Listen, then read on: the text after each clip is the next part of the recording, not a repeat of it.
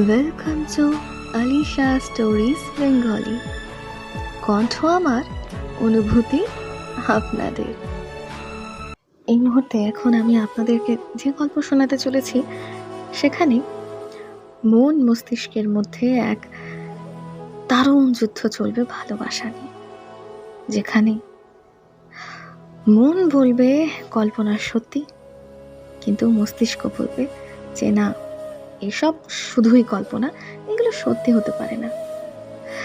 তো দেখা যাক, গল্পটা শুরু করি। Let's start.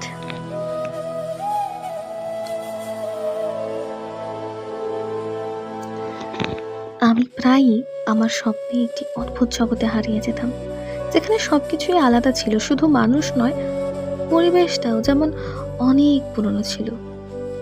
প্রতি রাতে যখন আমি ঘুমোতাম, তখনই কিছু অদ্ভুত ঘটতো। এক অচেনা মুখ, একটি পুরনো প্রাসাদ, আর এক ভিন্ন যুগ। সবকিছুই অন্য জগতের মতো লাগতো, পরিচিত লাগতো না জগৎটা আমার কাছে। আর সবচেয়ে বেশি সেখানে এক পুরুষ ছিল, ওর নাম ছিল আরিয়ান। প্রতি রাতে ওর মুখ আমার স্বপ্নে দেখা দিত, সব সময়তেই। আমি ভেবেছিলাম হয়তো এটা কোনো পুরনো গল্প বা সিনেমা দেখে আমার মনের মধ্যে তৈরি কোনো হ্যালুসিনেশন। কিন্তু মুখ দেখলে মনে হতো আমি যেন কোথাও ওকে দেখেছি, চিনি। আমার মনে হতো আমাদের মধ্যে এক অদ্ভুত সংযোগ ছিল।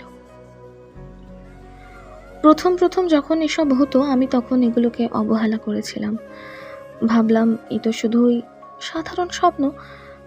কিন্তু একদিন অফিস থেকে বাড়ি ফেরার পথে আমি একটি অ্যান্টিক দোকানে একটি পুরনো ছবি দেখি। হঠাৎই আমার হৃদয় জোরে জোরে ধকধক করতে লাগলো। ছবিটা সেই লোকই ছিল যাকে আমি স্বপ্নে দেখি, আরিয়ান। আমি কিছুটা বিভ্রান্ত হয়ে পড়ি। এটা কিভাবে সম্ভব? আমি তো কোনো টাইম ট্রাভেলে নেই। এটা কি নিছক কাকতালীয়?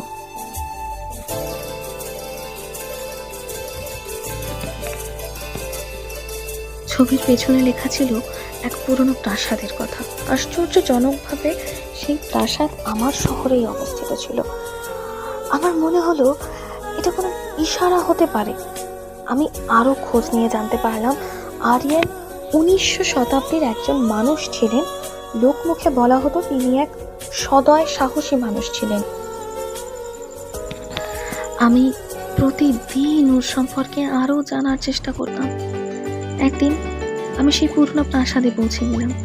সেখানে আমি দাঁড়িয়ে হুবহু সেই অনুভব পেয়েছিলাম যা আমার স্বপ্নে হয়। তারপর প্রতি রাতে আমি স্বপ্নে ওর সঙ্গে দেখা করতাম। ও আমাকে ওর সময়ের গল্প বলতো, আর আমি ওকে আমার বর্তমানের জগতের কথা শোনাতাম। আমাদের ভালোবাসা যেন সময়ের সীমা অতিক্রম করে বেড়ে উঠেছিল, কিন্তু বাস্তবে আমরা একসাথে থাকতে পারতাম না। এক রাতে আরিয়ান আমাকে বলল, আমি তোমাকে আমার সময় নিয়ে যেতে পারি, কিন্তু তখন তুমি আর আমি কখনো তোমার বর্তমানকে দেখতে পারবো না। আমি তো পারবোই না, তোমার বর্তমানের গল্প শুনতে পারবো না। আর তুমি নিজেও এই বর্তমানে থাকতে পারবে না। তুমি দুই জগতেই কখনোই থাকতে পারবে না। হয় তোমায় আমার সাথে যেতে হবে, না হয় তোমায় এই জগতেই থাকতে হবে। ইচ্ছে তোমার। তুমি চাইলে আমার সাথে যেতে পারো, আবার না চাইলে এখানেই থাকতে পারো। তখন আমার মনে হাজারো প্রশ্ন জাগলো।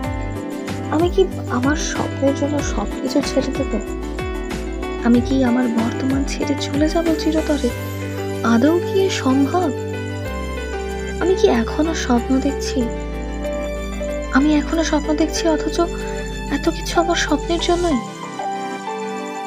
নাকি এটা শুধুই অসম্ভব স্বপ্ন যা কখনো সত্যি হবেই না? নাকি আদৌ এই সত্যি স্বপ্ন? আমার মাথা ঘোরাতে থাকলো। শেষমেশ একদিন আমি স্বপ্নে তাকে জিজ্ঞেস করলাম, তুমি কি চাও আরিয়ান আমি তোমার সঙ্গে যাই? আমার তখন দ্রুত কাঁপছিল।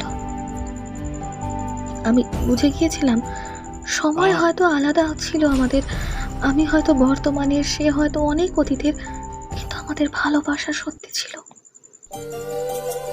আবার মন চাইতো ওর সঙ্গে ওর জগতে চলে যেতে, ওর সঙ্গে স্বপ্নের সেই জগতে চলে গেলাম।